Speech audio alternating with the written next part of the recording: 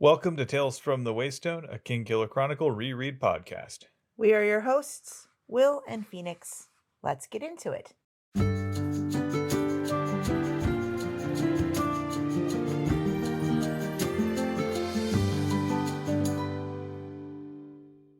Welcome to Tales from the Waystone, Season 2, Episode 53. It's the cigars you smoke that will kill you, where we'll be looking at chapters 110 and 111 of The Wise Man's Fear through the lens of trial by combat. Explain the title. I had to come up with something, and that's all that was stuck in my head. I mean, sure. If I have to explain the joke, it's not a very good joke. Well, I don't know the reference for the joke. The right people will. I'm not the right people? Not for this particular joke, but... Oh, come on. Explaining a joke is always making it funnier. We have this debate a lot. I'm joking. I would have said something along the lines of, if a tree falls in the forest, does it still cut you? But... Well, you can put that one in there if you so desire, but... It won't match the actual episode then. Well, maybe that's part of the joy. We're starting this off on a tear. Welcome to 2024, people. Welcome to the last third-ish of the book. Do you think we'll make it to the end? Oh, I think so. But I mean before the end of the year? Yeah. Not sure. Maybe we will. Maybe that's our goal for the year, is get to the end of the book by the end of the year. But then what will we talk about? Well, we'll have to figure that out now, won't we? We will. Hey, to the 100 or so, maybe a few more listeners, give us some suggestions. Anyway, before we begin in earnest, let's explain the pod for those who are new here. Each week we will be examining a section of the Wise Man's Fear through a chosen lens and figuring out what we can take from the text and apply to our real lives. We will then share a recommended thing of the week and finally wrap things up with 7 words from the book and 7 words from our own lives. We have forgotten, again, to put Phronimos on the list. That's also a thing we'll be talking about. All right, and before we begin in earnest, no, I already said that. I'm leaving all this in, probably, maybe, I don't know.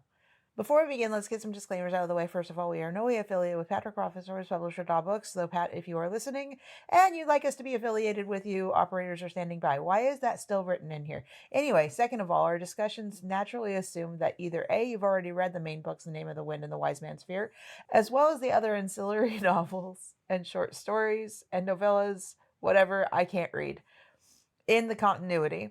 Or B, you are one of those weird folks that doesn't mind having crucial plot points from the future revealed to you ahead of time, like some sort of mad fortune teller. Needless to say, beyond this point, here be spoilers. Also, a word to our community, please be kind to yourselves, one another, and to the creators of the worlds that we love exploring. Also, one last thing, kicking people in the slushies is not a Volithani. There are many things that aren't, and that is one of those. So... I picked Trial by Combat for our theme this week because this portion of the book is sort of a pastiche of all of these sort of cliched martial arts stories that you see where an outsider joins a reclusive monastery and learns their ways. And so it follows a lot of those beats. Last Samurai, anyone? Yeah, Last Samurai. I was also thinking of how G.I. Joe's whole Snake Eyes and Storm Shadow saga. You've also got the whole story of Kane from Kung Fu. All of these have that feel to it, where you have someone who's not of the community brought into that community from the outside. And so it has that outsider's view of a very insular group. Like I said, this isn't necessarily a beat for beat thing, but it has a lot of those elements that you recognize from a lot of wuxia movies, for instance. We'll start off here with Kvothe's first introduction to the Society of Edemre in chapter 110, Beauty and Branch. We get our first sort of taste of Hert, which is the principal town. I thought it was kind of interesting seeing sort of the way geography shapes society and shapes the way the town is constructed. So instead of having just a central street with buildings built up on either side of it, all of the buildings are carved into the side of the hills, kind of like Hobbiton. They use what's available to them. They don't make an attempt to make the land change for them. They also don't inflict their own will upon the landscape. I want to stick a pin on that because I think that's a really astute observation. When we get further on with Kvothe's first test, I think that's going to come into play. The other thing to note is how often wind is brought into this conversation. Kvothe doesn't make a connection which is weird because he overthinks so much, but he doesn't make a connection to the wind being such a prevalent force in Ademre, in Hert. But part of the reason why Hert is built into the landscape instead of onto the landscape is because there are winds that rip through the town, through the area, that would just tear roofs off of homes if they were built in what Kvothe sees as a conventional way. Yeah. I think also you brought up that overthinking element. And this entire journey is really about Kvothe's journey to not overthinking. There is a point at which Kvothe stops himself from overthinking specifically. And I think it's a very interesting, I don't want to say journey, I don't want to say headspace, but kind of a mix between the two. I think it's an important thing, and I think it's an ongoing challenge for all of us. So while Tempe goes to consult with the local authorities, who Kvothe doesn't know yet. I don't like the term local authorities. That doesn't sound right. It's more the ostensible leadership of Hert, of Ademre, in a way that is much less academic than obviously the university, and much less law enforcement than most towns, and much less bureaucracy and nobility than Ventus. Ademre has its own sense of hierarchy, but it's also not quite a flat structure, but more egalitarian. I think egalitarian is probably the right word. So while Kvothe is kind of just out here waiting, he strikes up a conversation with an old lady who passes by, or more accurately, she strikes up a conversation with him. There's something tickling the back of my head about this being familiar in like a foundational cartoon almost, or a movie or something, like an older person taking something from the protagonist, or it's just there's something that is tickling my head that's similar. I think part of it is because this also hits the martial arts story archetypes very strongly, which is the unassuming martial arts master. Like Cheyenne is fundamentally a master of the arts of Ademre, the Adem martial arts. She's probably forgotten more about Lethani than most people have ever learned. She's clearly seen it all, but she doesn't carry herself in that sort of authoritative, imposing way. She carries herself like a little old lady who just wants to chat with the new person. It's kind of interesting seeing Kvothe try to make small talk where he says, "That's a beautiful wall." I took that a little bit differently. He's trying to both appear stoic and of the Lethani and the way he's expected to behave in this new society, which is to say, like the people in the society, and be patient. Like he's performing patience, but a little bit of him can't continue to perform patience. He gets itchy and he has to go examine something or learn something or entertain himself somehow. And so something catches his eye and he's confused and curious, which is the wall that is built in a way that needs no mortar. And he's caught staring at what is an engineering marvel to him and has to explain himself with less words, less vocabulary than maybe he has in his native language and more than he wants to have here. He's put in an awkward spot, certainly, and I think he's doing his best, but it is sort of like, well, what else is there to look at, right? You're kind of standing here in a fairly blank town square, such as it is, and this is the only really human feature, so it's what stands out from the landscape. So you start looking at it. I've done that where I have to look somewhere, so I'm just looking at a thing. But he approaches it with curiosity. I'm not seeing it be abnegation or by accident or because it's the only thing that's there. There is something about it that catches his eye and actually makes him curious and want to dig in. I think it's both. I think his curiosity is piqued because he doesn't have anything actively grasping onto it. Kvothe has a mind that goes looking for mysteries, and sometimes I think where none are readily apparent, he goes digging. But then there's an interesting conversation here where he says this is a beautiful wall. And his conversation partner asks, "What do you mean by that? It's a wall."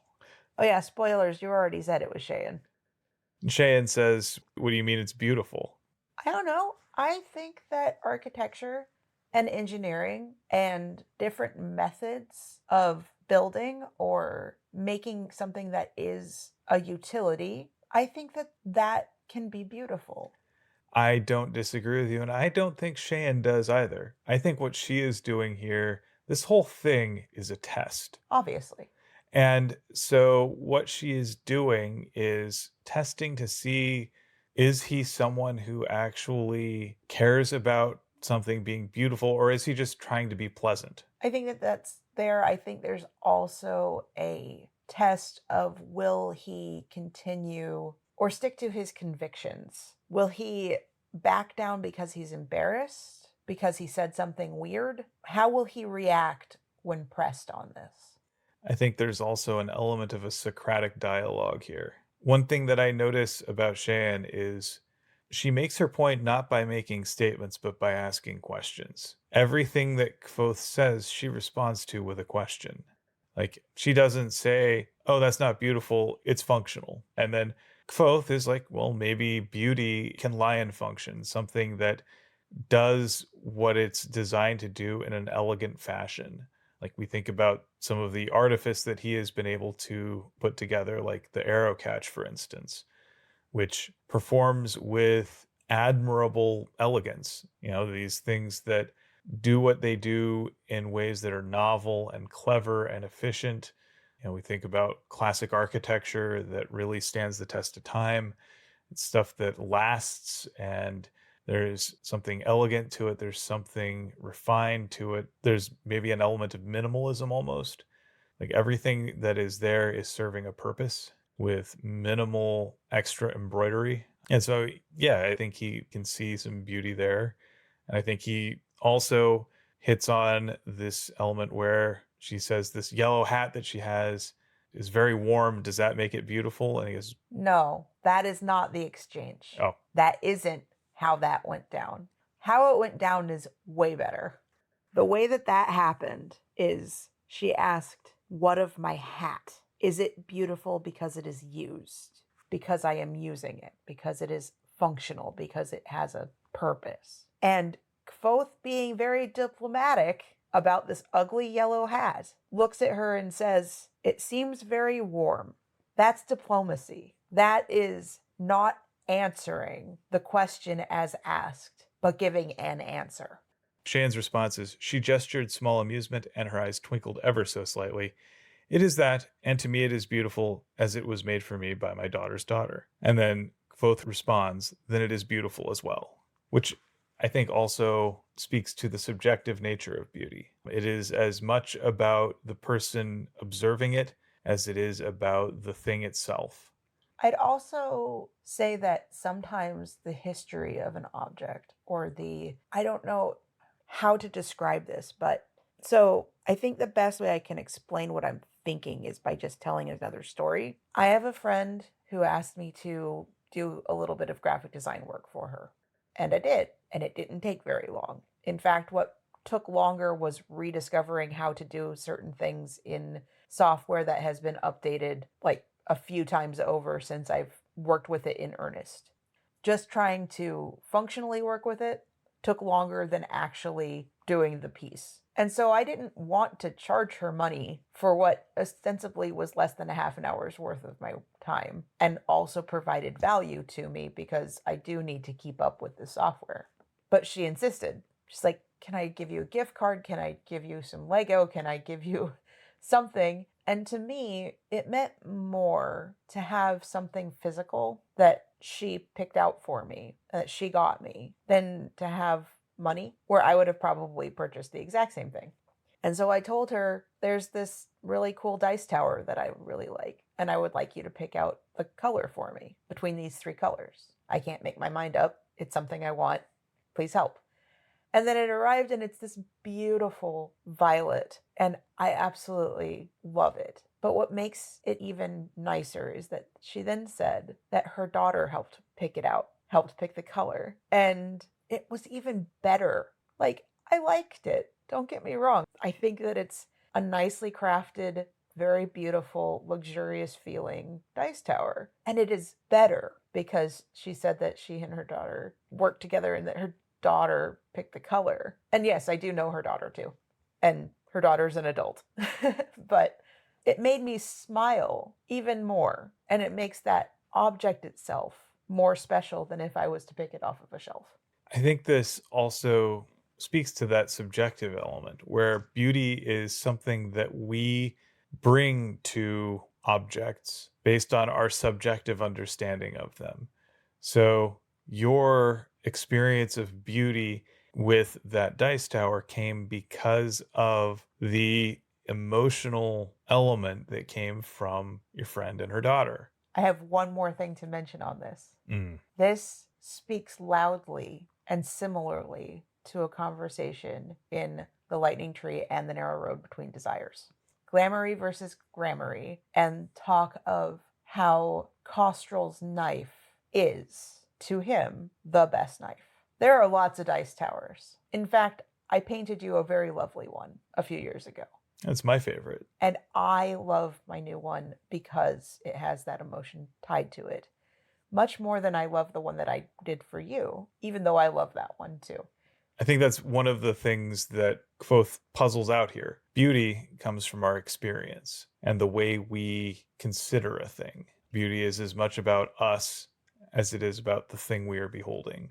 So I think that was one of those clever little conversational riddles that he had to work through, that Shan was deliberately putting him through. And I think one of the reasons she chose this particular one is it's low stakes. How does this person respond in a low stakes situation? He doesn't know he's being tested. He doesn't know that what he says means anything. So he's just responding off the cuff as he would to some random stranger. He's not trying to impress someone great and powerful. Which is the whole point of this trope. Yes, the unassuming martial arts master is oftentimes trying to see how does the prospective student treat someone who doesn't have authority over them. How are they different between when somebody does and does not have authority over them? One thing I do have to mention, there are a lot of people that stare at Kvothe's hair and how different he looks compared to all the sandy blonde that exists in Ademre. I want to posit something. Pat doesn't talk about things by accident. He doesn't write about things by accident. Ademre and this section of the book gets a lot of shirt because of the whole man-mothers thing. And I am going to give it a lot of shirt because of the whole man-mothers thing. It's dumb. I hate it. It's awful, and I hate it. But what do you want to bet that by book 3, there will be at least one, or maybe a few, red-headed children in Ademre, in Haert? Oh, there's going to be that, yes. The gene pool is shallow there. That is true. I mean, as it is, because they don't really understand the concept of how men contribute to the genetic line, there's probably already a lot of accidental incest that happens. Which I don't like that implication, but it's more than probable. I think the only new, fresh anything to the gene pool is when women go out to do fighting, and if they manage to become pregnant outside of Ademre. Yeah, I think there's some of that. I don't like it. Me either. Let's move on. Fair enough. We haven't even gotten to that part of the book. We'll have lots more to say then. Yeah. If anyone wants to have this discussion with us, we do have our Discord. Also, that's one of those things that I haven't seen really brought up on the subreddit, though I'm not that active. However, if anyone would like to, share about the podcast, or if you like us or any of that stuff with a group of people who have reinvigorated a subreddit because there's a new book, I'm just saying sharing our content would be nice and helpful. We like talking with people. So Kvothe at first is like, well, look, I can't really go with you because I'm waiting for someone in there. They're expecting me when they get out. And Shane goes, oh, don't worry about it. They'll be in there for a long time. You're stuck being bored out of your mind. The least you can do is come talk to an old lady. And Kvothe pretty quickly remembers from his lessons as a child, when someone offers you hospitality, don't turn them down. The exact wording is, I couldn't think of a graceful way of disengaging myself without seeming terribly impolite. Every culture is different, but one thing is always true. The surest way to give offense is to refuse the hospitality of your host. Yeah, if someone makes an offer, accept it graciously, regardless of where it is. The nature of that offer may differ. The exact way that that offer is broached may differ, but if the offer is made, take it in good faith and respond in kind. One thing to note here, he doesn't protest when his loot is taken. That's growth. Or it's regression because of just how ingrained the be polite directive has seeped into him. Or what I think is actually true, he trusts the Adem because he trusts Tempe. I think that's a large part of it. And I think that also represents growth. Being able to grow to the point where he's able to trust Tempe is not something that he's really been able to do with anybody. If we look at it, he doesn't trust Will and Sim to the same degree. No, he also doesn't respect them to the same degree, as in, hi, I'm still alive, would be nice. So Cheyenne, the old lady, walks away and kind of gives Kvothe no choice but to follow after her. And I think that there's something here that emphasizes the point of the yellow hat part. You have the gift of saying without saying. You have the gift of talking about something and making sure that you are putting the correct perception into somebody else's head, essentially. Like something that I try to do, and I don't always succeed at, is when talk about somebody starts turning negative, is to at least point out the good in them, to avoid just shirt talking people. As soon as things start getting into like that spiral of negativity, I try to find something nice to say about them. Or I try to couch the things I find negative within things that I don't, or at least my understanding of why they are what they are. But she's very affectionate about all of this. Like, she's very kind. She tests him a little bit more about beauty. Please explain to me why something is beautiful. Please explain to me why this brook is beautiful. Please explain to me why that tree over there is beautiful. Have you ever heard of Latanta? And Kvothe thinks about it and says, no, but I might not know the word. And she brings him into view of the sword tree. At which point I'm going to point out that in this story, a lot of trees just exist to hurt people. Yeah, between the tree that the Cathay is in, and then the tree that fell down in front of the wagon that forced the caravan of Arleden to stop for the night and be massacred by the Chandrian. And then you've also got the lightning tree. You've got the sword tree. Trees are bad news here. Trees exist to hurt people. And Kvothe, ever curious, says, I would enjoy seeing it more closely. And Cheyenne is like, nope, not allowed. No one does that. Nope, nope. You're not ready. Absolutely, you're not ready. And then he just takes a long, long time in silence. And it's not awkward. It's just thoughtful. And he answers simply, yes, as in, yes, it is beautiful. Why did it take you so long to decide? I was considering the reason for its beauty. And then he does something I think is really smart. And he asks Cheyenne, why do you think it's beautiful? And she answers, I just think it is. That's a valid reason. It is a valid reason to just think something is pretty. It is a valid thing to just like things. Why do I have so many dice? Because they're pretty. Because I like them. Some might say, why do you waste your money on this thing? Why do you have so much Lego? Why are you spending so much money on these things that are only valuable as a commodity? And I don't think that they are. I think that they bring me joy. And I think that, to me, their value and their worth comes from the joy that I have had building, but also just their form once they're built. Sometimes also the joy comes from just thinking about how I would build something, how I would use what's there to make something new.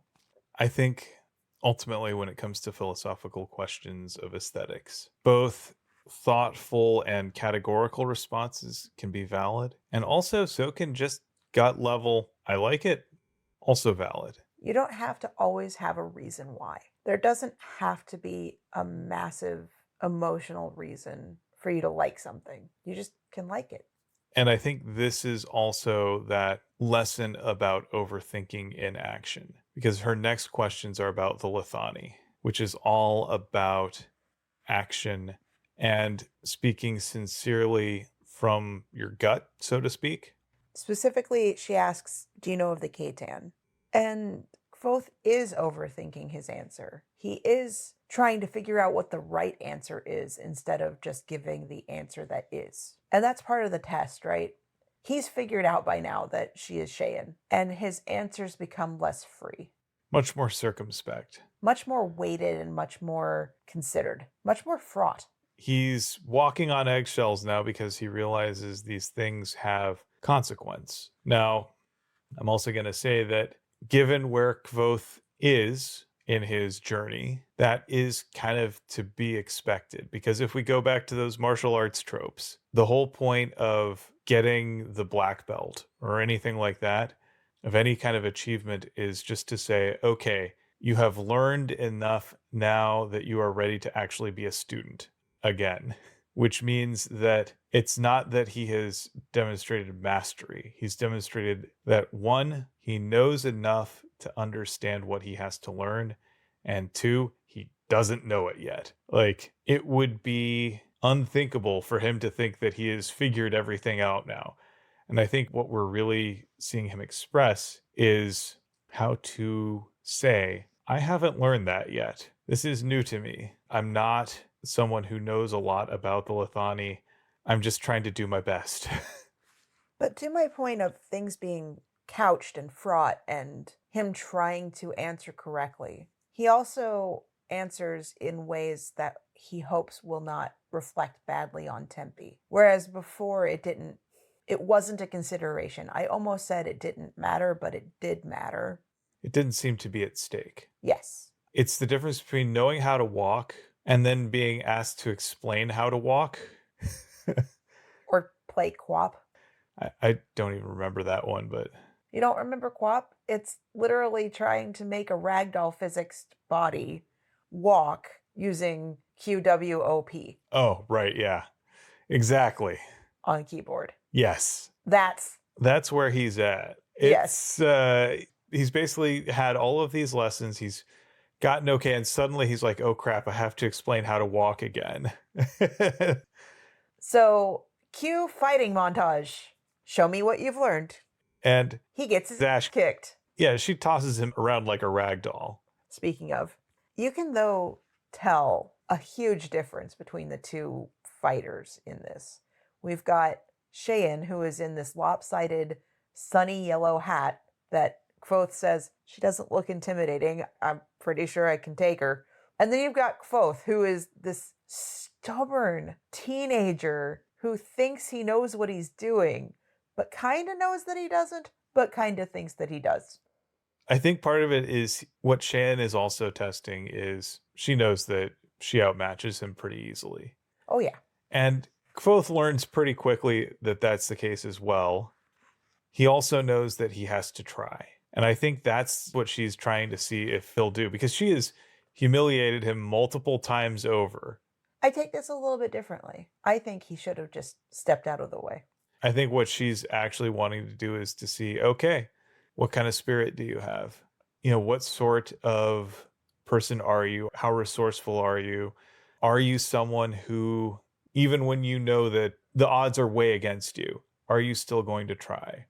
Are you still going to make an effort? I think that initiating combat is not of the Lithani. And I think that he would have demonstrated a greater understanding of the Lithani if he hadn't fought, like moved out of the way. If he had not engaged in combat and given her the chance to say, good, now actually do this with me.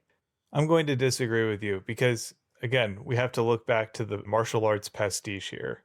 The whole point here is she is trying to get him to react, to see how he reacts when fighting, not thinking. Because remember, the whole point of the Lithani is to test your reactions, and it's about how you react in a circumstance when you don't have time to think. So Kvothe is trying everything he knows. That's what he's got in his toolbox. That's what he's practiced so far. Remember, he's only really been practicing this for about a month. True. I don't think that stepping out of the way is not a reaction, though. I think it is a reaction, and I do think it tells you something about who he is, just to not engage. That might be one way to respond of the Lithani. But remember, Lithani is not necessarily about having one thing that is always true in all situations. It has to be what is true of Kvothe. And I think that Kvothe's reactions here are of the Lithani for him, because they are about who he is. This whole test isn't about revealing, do you know the one true way? It's, do you know your way? I think that as he grows, maybe he would turn to someone who gets out of the way. That's not him, though, right now, at the instant in this story. And I think he responded according to his nature, which, if we go back to the conversations about beauty, things behaving according to their nature is something that is beautiful. So water is beautiful because it moves. Stone is beautiful because it doesn't. Kvothe is beautiful because of who he is, of how he responds to adversity in that unique way of his. Is the scorpion beautiful because it succumbs to its nature? According to this definition, yes. Fair enough. But I think what we also get here is just Kvothe coming to understand truly how much he has to learn. He knew he had a lot to learn, and now he gets the full scope of it. There is definitely something in the trope about getting knocked down to show or force humility. And then we also get a more detailed understanding of why the tree is forbidden. Cheyenne, after kicking Kvothe's ash, picks up a leaf and hands it to him, and it immediately cuts him. Yeah, it's basically like Devil's Club. And that is enough to teach him that if the wind is high, that tree is going to shred people. No. No. And Cheyenne goes through, again, with the same kind of trope of the wise person, asking where the weak point of the tree is. If you were to attack this tree, what would you do? Would you strike the root? No, too strong. Would you strike the leaf? No, too fast. Where then? And he answers, the branch. At which point she makes the analogy of, when I am in this fighting stance, I am planted like the roots of the tree. My feet are planted. Attacking my feet? No. My hand freely moves. No point in attacking my hand. But to attack the branch is to find the balance points, to find the places where it is actually effective to fight, to push, to pull, to move. You find the place to spend your strength, or it is wasted. Wasting strength is not of the Lithani. I think that also comes back to finding beauty in simplicity. That comes back to finding that almost minimalist aesthetic to it. There are multiple instances of Cheyenne taking a single perfect step, getting her balance back that way, moving out of the way in just one step, making herself stronger with the least amount of effort. And not only that, she has perfect control to the point where even as she's doing all of these powerful maneuvers, she does them with such grace and control that she doesn't hurt Kvothe at all. And he knows that if she wanted to, she would wreck him. Like, she could break his body in an instant if that was her goal. The fact that she has not hurt him is a testament to the amount of precision and control that she has. Although he does take credit for the fact that Tempe has shown him how to fall. And there's some of that too. I think she trusts that he at least knows how to fall without being a complete idiot about it. Yeah. Otherwise, Tempe wouldn't have brought him here. With that, Cheyenne basically says that Tempe has both taught Kvothe and also left him ignorant of a lot. And Kvothe realizes that he's going to have a lot to learn and also unlearn, because Tempe is fundamentally someone who's never taught before. I'd say that it's also very similar to quote, self-taught guitarists who learn from YouTube, who don't learn from an actual real-life instructor, who don't learn from someone who is able to give feedback and make the minute changes that you need to make success happen. And everything is a struggle for the person who is self-taught, because thinking you have an understanding of something and actually having an understanding of something are completely different things. Absolutely. So that brings us to chapter 111, A Liar and a Thief. After that sparring session, Shane and Kvothe return to Tempe, and here Shane kind of lays into Tempe. She's displeased with the choices that he's made, specifically to train Kvothe. Like, it's arrogant for Tempe to think that he can be a teacher since he's only moderately okay at the practice of the Ketan by the ADEM standards. It's arrogant for him to think that he can train Kvothe as well as Shan herself can. Now she's got to figure out what she's going to do with these two, because it's a mess. So then she brings in Carceret, who is sort of the walking martial arts story trope, the sort of hidebound traditionalist who is displeased that the outsider is present. I would say elitist. Oftentimes there's an element of elitism, someone who rejects the outside world, someone who is rather haughty about the knowledge that they have gained. Unwilling to share it. Right. At this point, she takes Tempe and Carceret behind closed doors, and they talk for hours while Kvothe is left in the hallway, pretty much just not doing anything other than knowing that he is being stared at for the red hair. I also think that he feels more than a little bit of guilt for the trials that Tempe is having to go through, because he knows that all he had to do was just not ask Tempe any questions about the Ketan or any of his practices, and Tempe wouldn't be having these problems. Kvothe has made a problem of himself for Tempe. But I think to not ask questions would also be against Kvothe's nature. Yeah, I think it's the sort of thing where he recognizes that the answers that he has gotten have placed his friend in a difficult position, and he accepts the responsibility for that. Kvothe could no more not ask those questions than just go through a day without breathing. He is the scorpion, and Tempe is the fox. And at the same time, he can accept responsibility for that and understand that his friend's plight, he bears responsibility for some of that. And if they drown together. Yep. Once Kvothe is let inside, Shan spends a bit of time questioning him. So we start with, how many have you killed? Many. How many is many? In killing men, one is many. Have you killed men outside of the Lithani? Perhaps. Why do you not say yes or no? Because the Lithani has not always been clear to me. Why is that? Because the Lithani is not always clear. What makes the Lithani clear? I hesitated, though I knew it wasn't the right thing to do. The words of a teacher. Can one teach the Lithani? Perhaps. I cannot. Who knows the Lithani? And this is where he stops overthinking. He specifically says, or thinks, this wasn't going well. For the lack of any other ideas, I took a deep breath and relaxed and tipped my mind gently into spinning leaf. His answer is the windblown leaf, though he cannot honestly say what he meant by it. Where does the Lithani come from? The same place as laughing. How do you follow the Lithani? How do you follow the moon?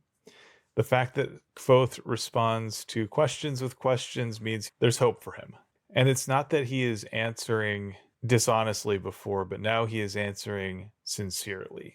I think the answers that he was giving when he was thinking were true, but not sincere. Once he moves into spinning leaf, he is responding with what his core self says, the way his mind actually works. He's responding with his sleeping mind. Then we get a little bit of Carceret as, again, that proud insider.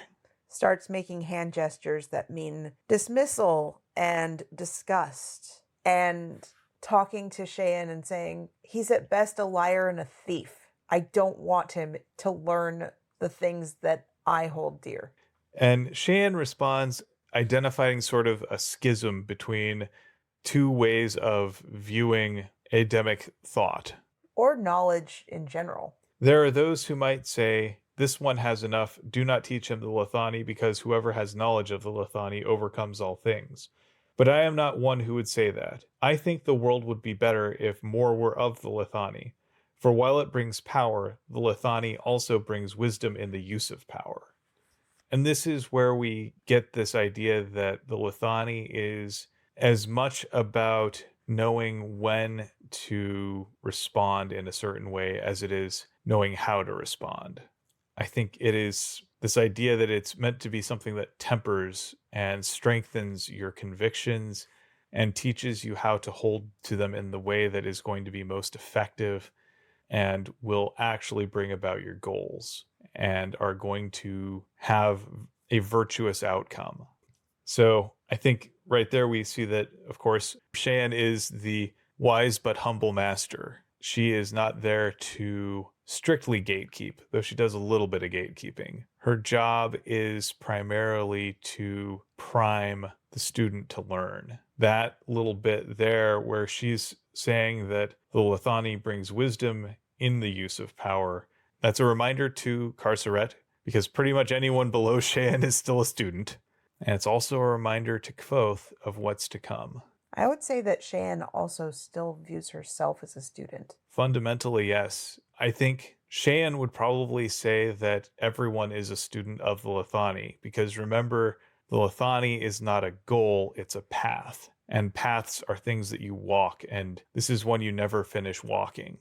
So after that, Cheyenne says that Kvothe will enter the tutelage of Vachette, known as the Hammer, and Carceret and Tempe are both like, oh, she's really tough. Carceret's happy, Tempe is not.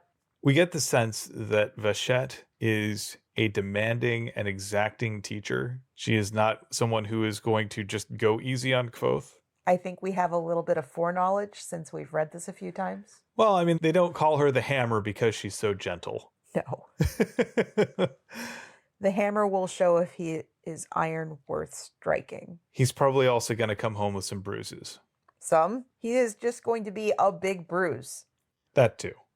After that, they go to dinner in the sort of communal mess, which gives us an interesting peek into Adam's society. So it's, like you were saying earlier, extremely egalitarian. They all eat together at the same level. Cheyenne, who is kind of the bigwig of the community, eats side by side with everybody else. Like, she is no different from them, whether they are everyday tradespeople or mercenaries or students or anything. They all eat together. They all eat the same stuff. And it's basically a great big charcuterie board.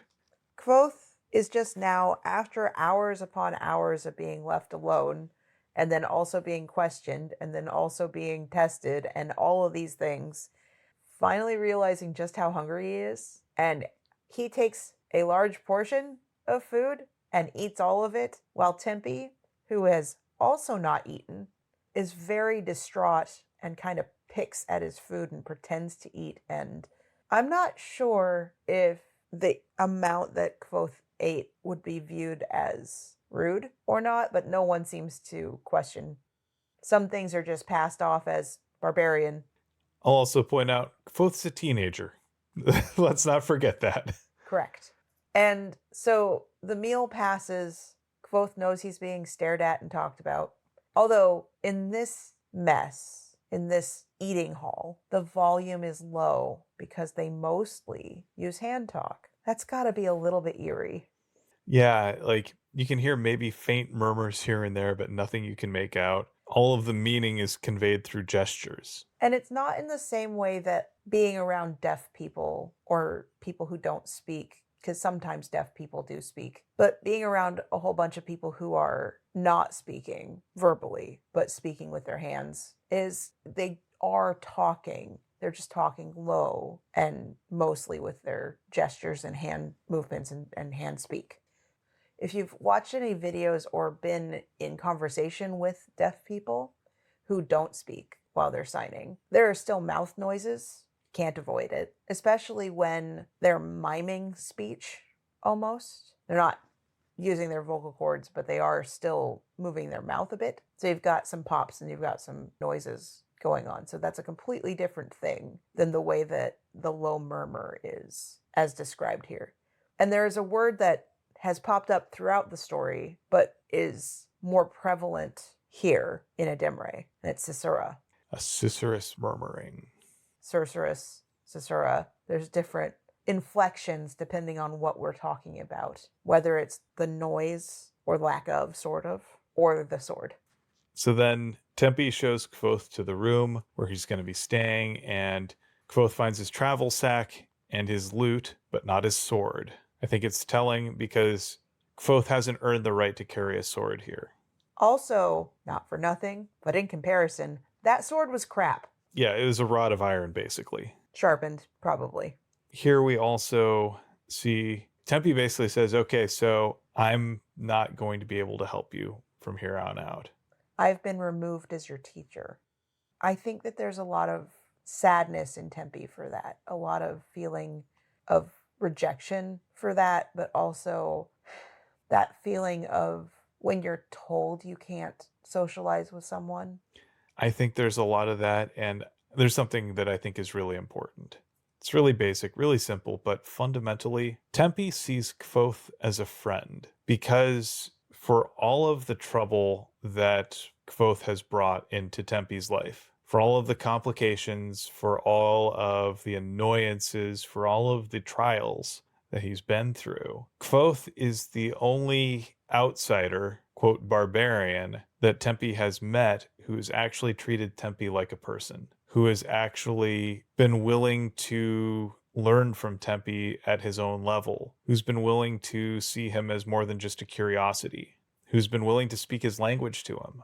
Not only that, but take the time to learn his language. Yeah, exactly. Someone who's been willing to engage with him.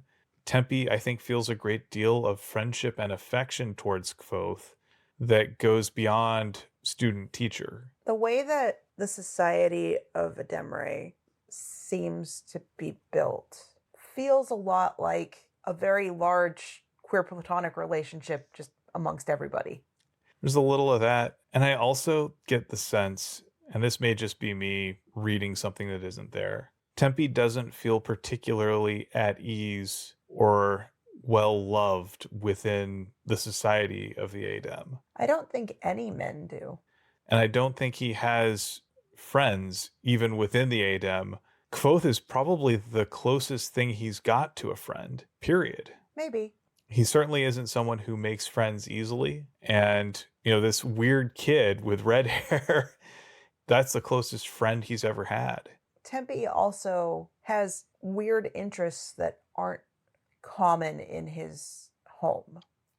Yeah, we know that he's interested in music, which is a massive taboo. And again, this weird redheaded kid is also a great musician and is willing to teach him about that and share that with him. And I think, yeah, there's some genuine grief that Tempe is feeling that they're being separated. Not just because he won't get to teach Kvothe, but also because he won't get to learn from him. And he won't get to share companionship and fellowship with him. Like I say, it's a simple thing, but it's profound. And not knowing what else to do, Kvothe just gives him a great big hug, and that seems to make things better for Tempe. At least a little bit. I mean, it's better than they were before. A hug may not fix the core problem, and all of the problems that I may have had are still there. But now I've had a hug, which is more than I had before. I'd say that there's almost a feeling of more than simple friendship. Kvothe and Tempe seem to have a stronger bond built on mutual respect and caring than Kvothe has had with anyone. And it's really easy to fall into the thought that men can't simply be very close friends and tip it into there must be some sort of romance or some sort of sexual attention or both. And I think that that does this friendship a disservice. I don't think that there's that kind of feeling between the two of them. I think that they're just the camaraderie, the friendship, the love is there and doesn't have to be, quote, more. I agree. So with that, it's time for us to talk about our Aristotelian phronimos of the week. Now, it's been a hot minute since we've done one of these, so quick refresher. Aristotle, the philosopher, says that the way we understand practical wisdom is by looking at models in life and stories. So, in today's reading, who do you think would be our model of practical wisdom? Oh, who do you think? I don't know. That's why I asked you. You don't know. Obviously, Cheyenne. Naturally, she's the master for a reason.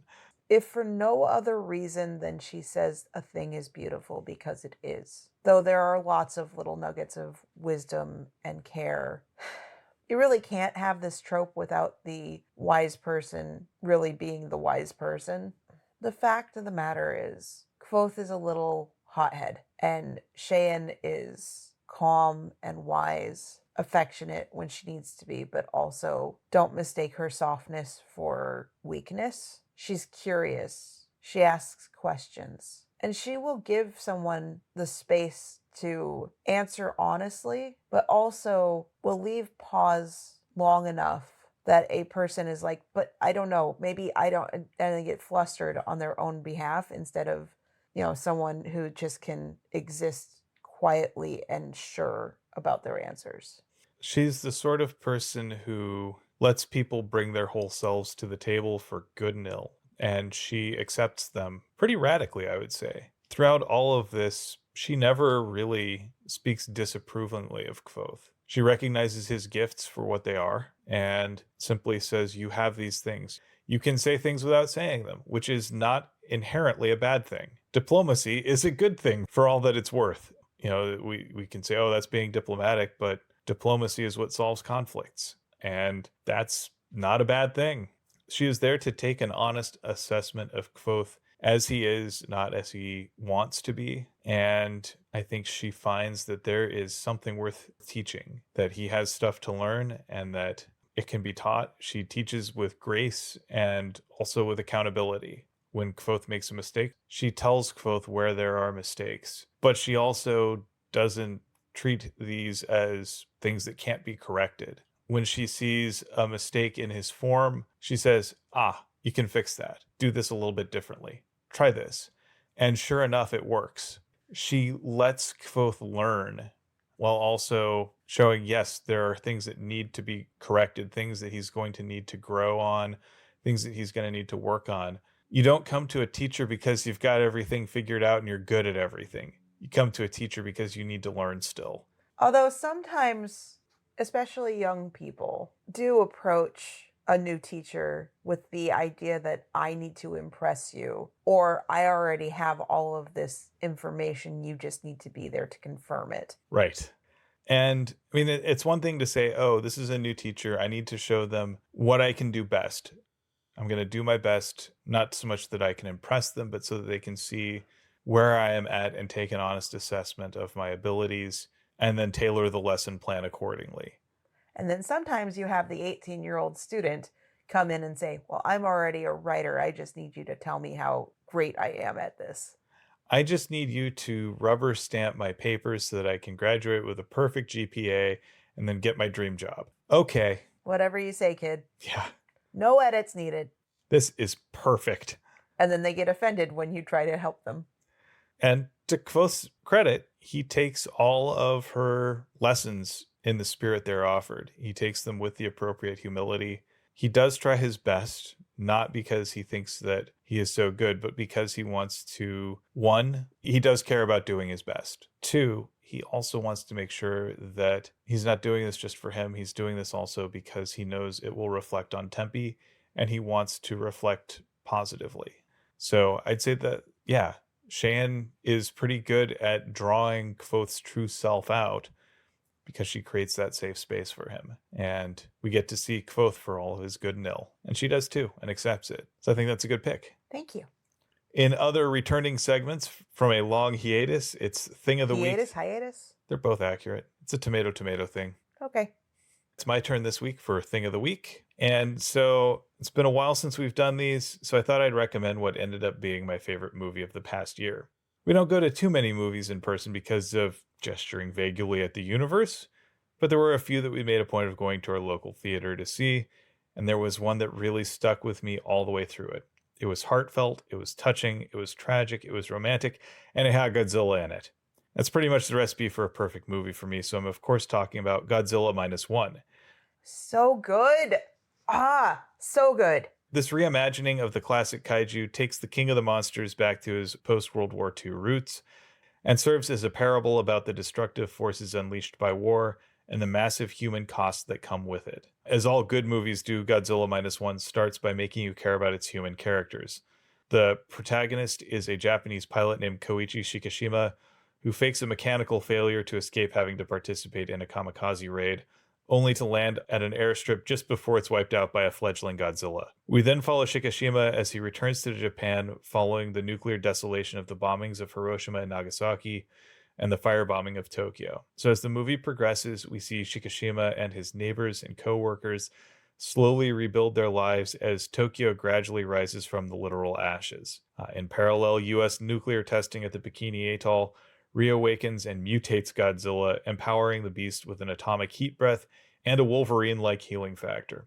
So when Godzilla makes landfall in Japan, naturally his path converges with the life Shikishima and his community have built for themselves.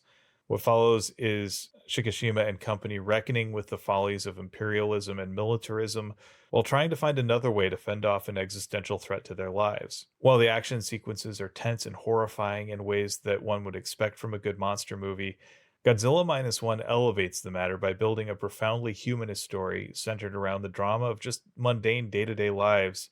This emotional core propels the narrative even more than the legendary kaiju and provides the emotional stakes for the rampaging beast's destruction. This one is worth catching in theaters if possible. If it's still playing in a theater near you, that's the ideal way to see it. But I think it's going to stand up pretty nicely to home viewing as well. It was just so good. I loved it. I was just absolutely blown away by it. I was thinking a lot about it. And like I say, I wasn't even thinking about Godzilla. I was thinking about what is this saying about how we respond to emergencies as a society? How do we band together when the authorities aren't telling us what to do?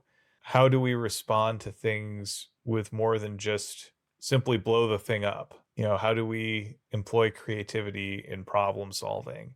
Like, I think this is just a legit good movie, period. That it has Godzilla in it is just a bonus. There's a part about this that really stuck with me. How society expects a sacrifice and how the answer was in defying that societal expectation. Right. I think that idea that you're going to make a martyr of yourself or that you have to do that, and that there's something noble about martyring yourself for a cause when maybe the most noble thing you can do is live for it. And it's not about Shikishima living without attachments to the community around him, but rather finding strength in those attachments. He builds a family. He has a found family of people that care for one another and that enjoy one another. They take joy in their lives, their successes, and they find comfort in one another when they fail. It's very much a rejection of that sort of stoic, stand alone against all odds or whatever. Well, sometimes you may have to stand alone, but you carry your people with you in your heart, and it's those connections to them that bring strength. Yeah, it's a really powerful movie. The other thing that you got to say is the effects look really good for what they are. Godzilla definitely does not look like this immaculate, perfect thing. Honestly, I thought that Godzilla looked a little goofy. But that's kind of the point. Like, he's a little uncanny. He's a little strange. He's monstrous. Yes. Speaking though of Godzilla, I'm going to piggyback onto this. If you have Apple TV Plus, whatever the heck they call it, watch Monarch Legacy of Monsters. I, until December, had not willingly watched or retained any Godzilla, King Kong, anything to do with the Monsterverse, nothing. Like, I know the names, like Ghidorah, and I know some of the monsters. I did not know all of them were actually connected into the same universe, or that they were Titans, or any of this other stuff. Like, that's not, no. I knew that there was Godzilla, Mechagodzilla, King Kong. I've technically watched the movie that is recent that has all three of those in it, and I didn't retain hardly anything except for like the Hollow Earth stuff a little bit. And I was just like, eh. And then Will's like, do you want to watch this? And I'm like, not really. Kurt Russell and Wyatt Russell are in it. Okay, cool, whatever. I started watching it, and I'm like, actually interesting. Once again, the things that are most interesting are the human connections and the human relationships. And yes, I've watched about half of the Godzilla movie that Bryan Cranston and Scarlet Witch and Quicksilver are in. Do you want me to tell you who they are? No. Okay, we'll leave that in. That's fine. Elizabeth Olsen, and I don't know the other dude's name. Aaron Taylor Johnson. Thank you. But we only stopped watching that because we fell asleep because it was late, and we're people that get woken up constantly at around 4 o'clock in the morning by our needy cat.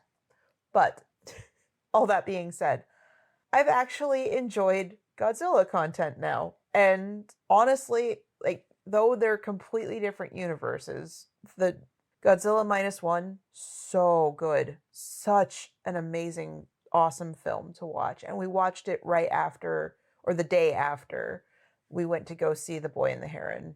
Also really good. Also really good. Yeah. One of the most fun little factoids about the Monarch Legacy of Monsters show is, one, it's written by our local hometown author, Matt Fraction. And one of the things that he has done with his kid is he's made it an allowance chore for his kid to come up with random cool animals that could then be mashed up to make monsters. And I think we saw a few of those in the last episode, which was great. It's pretty fun. Yeah.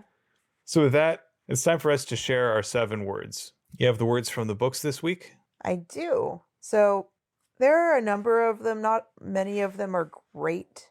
There's things like What Tempe Has Done Is Not Good, and It Seems Very Warm, I said carefully. There are a couple that are a little bit better, and I like them. Perhaps a thing gains beauty being used. There's also the funny, what do you think of our wall? I like Wasting Strength Is Not of the Lithani. I think there was another one at least. There's also, instead I gave him a comforting hug, which to be fair is only part of a sentence. Yeah, so ultimately I think the one that I am going to choose as my 7 words from the book this time around is Wasting Strength Is Not of the Lithani. I think that's a good one. So I had 7 words from life, and mine come from the D&D player / comedian Brian Murphy. Help me save my marriage, Tom Thumb. Not too many spoilers, but it comes from the campaign Never After, which is ostensibly the horror season of Dimension 20, although I would counter that with Burrow's End being way more horrifying. But it is the creepiest season about fairy tales, and it was pretty near the end. I think it was in the last or the second to last. It was, I think, third to last. Close enough. But we are finally all caught up right before, like, this is being recorded right now, right before Fantasy High Junior Year comes out. And oh my goodness, are we excited to actually be caught up? But also a little sad because we spent the last year watching tons of Dimension 20. It's been one of our consistent joys. Intrepid Hero seasons are always highlights. Can't go wrong with any of them. And the side quests are also a lot of fun. But yeah, gotta love it when Murph commits to a bit like this. Oh man. He had some definite commit to a bit moments in the season that bit him in the ash. Well, with that, I'd like to thank you for potting with me. And thank you for potting with me. And thank you for listening to Tales from the Waystone. Join us next time on Tales from the Waystone as we discuss chapters 112 and 113 of The Wise Man's Fear through the lens of being knocked down a few pegs. We would like to thank our friend Shawnee Jang for our theme music. And many thanks to Patrick Rothfuss for creating a world that we've enjoyed exploring. Audio production, editing, and social media coordination, such as it is, courtesy of me, Phoenix McCullough. And writing and project management, courtesy of me, Will McCullough. If you would like to help support us and have the means to do so, please consider becoming a patron on our Patreon page, patreon.com/waystonepod, or, share us. And as always, Here's to one more day above the roses. To one more day above the roses. Ding!